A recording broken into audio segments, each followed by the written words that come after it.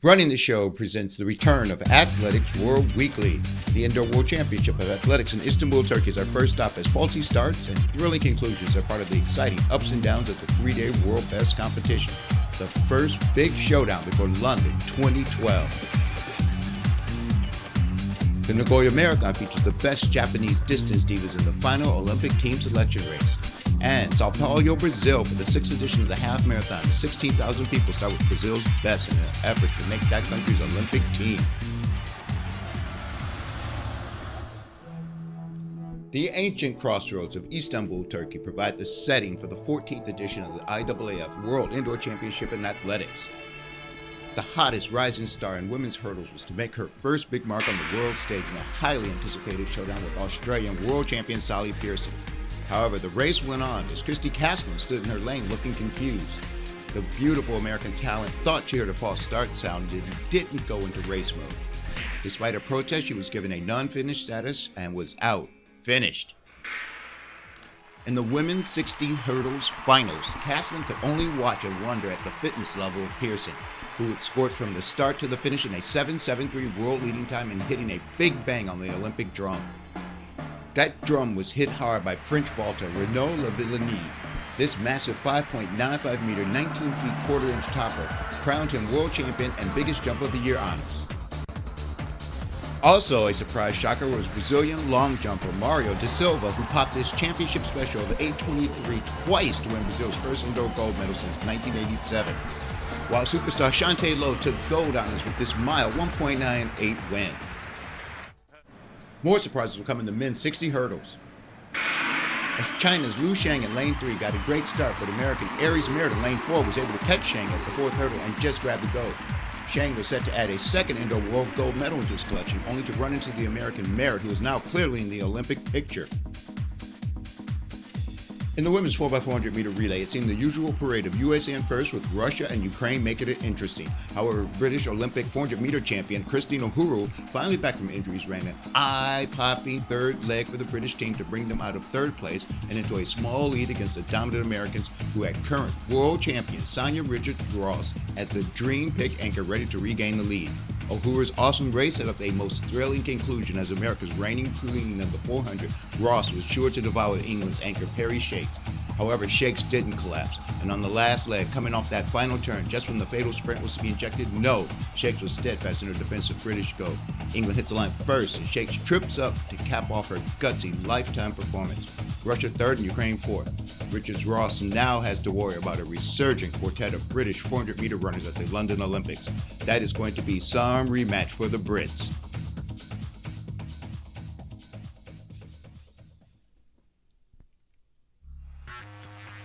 In the women's 3,000 meters, a sure thing is Ethiopian Meseret Defar, who was dominating the race and was counting her 5th world championship title as she went into her usually unmatched final kick. However, this time Kenya's Helen Obiri unveiled her new and improved double kick to propel the heretofore unheralded Kenyan over the superstar Defar. The 20-year-old Obiri ran the last 1,500 meters in 4:06 to take the win, and this was her first race over 1,500 meters. Helen will run the 1,500 meters at the Olympics, so remember that name, Obiri.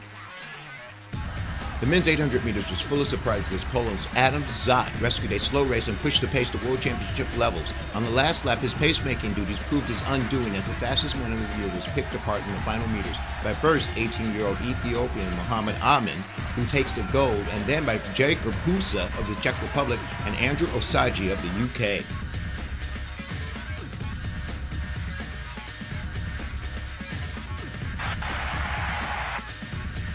A sure thing in 2012 has turned out to be the Olympic year rejuvenated Russian Elena Isinbayeva, who cleared the winning height with only one jump and used the championship event as a platform to attempt this just barely missed world record. Another sure thing turned out to be a Dibaba. No, not Tournish, but her younger sister Gonzaga, who picked up her first senior international gold medal. Another Dibaba in the house coming to take more distance gold. Rising star Will Clay put together this 17.63 meter or 57-foot 10-inch effort on his last jump to claim gold. Clay came into the competition with the world-leading jump at the USA Champ and does it again at the World Champs. A sure thing in the women's 60, Jamaican Campbell Brown in lane 4 was behind American Tiana Moore in lane 3 and Uhura in 5. Brown catches and squeaks past Uhura and the American to take the only Jamaican sprint gold in the indoor champs. Jamaica's true sprint superstar, she has now twice been world indoor champion at 60, twice Olympic champion, and twice world champion at 200 meters. Another sure thing is injury repaired 2008 Olympic champion Kenyan Pamela Jalimo. Back just in time to defend her Olympic title. She takes 800 meters in a season-leading 1:58.53.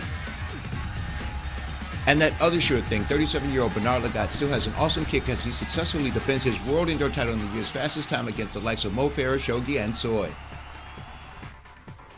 Athletics World Weekly now heads to Nagoya, Japan. Third largest city in Japan and host of the Nagoya Women's Marathon.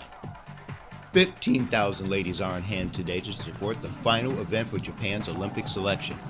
10K splits of 33.53 and a half of 1:11.30 saw the ladies on course record pace as the Olympic team prize ensured a lively affair.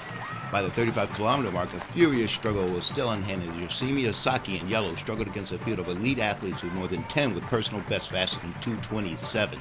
Japan is the third strongest women's marathon team in the world behind Ethiopia and Kenya. Former world champion Kenyan Catherine Dereva, one of many international runners, was in the second pack as was 2004 Olympic champion Mizuki Noguchi for perhaps her last Olympic return attempt.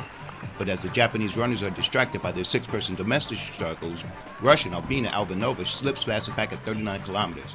Yoshimi Osaka was desperate to catch the Russian as victories are more important than time, but Albina was vigilant and finished first in 2 hours 23 minutes 52 seconds. Osaka was second in 2:24.14.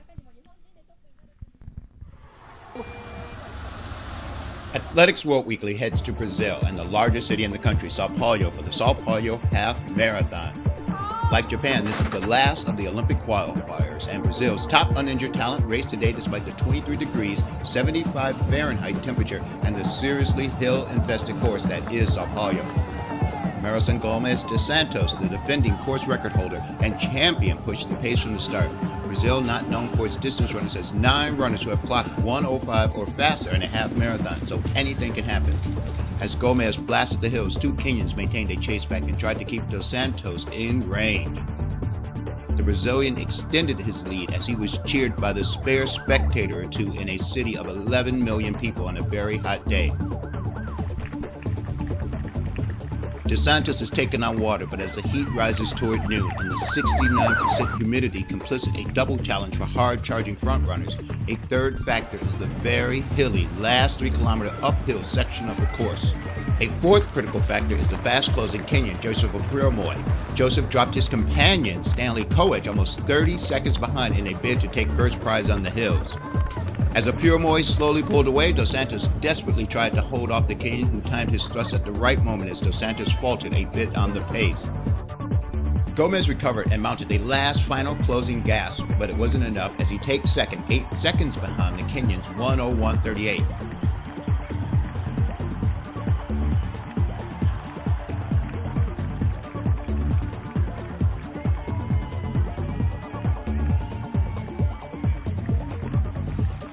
The elite ladies race started 30 minutes before the men's and mass start and was a gathering of essentially all the Brazilian marathon hopefuls along with a few Kenyans to make it international. Cacelia Chepkorir of Kenya cranked the early pace as Brazil's top Olympic marathon hopeful, Nonata da Silva, was hanging just off the front. Colombian Erica Soares tried to hang when Chepkorir made her move at 10K, but it was no match for the East African's ability. Chepkorir surged as Soares settled into a second-place turn, while da Silva raced in third. Chepkorir blasted her way to a course record 1:12.29 and was excited with the hot win. Erica Soares brings home a second place for Colombia.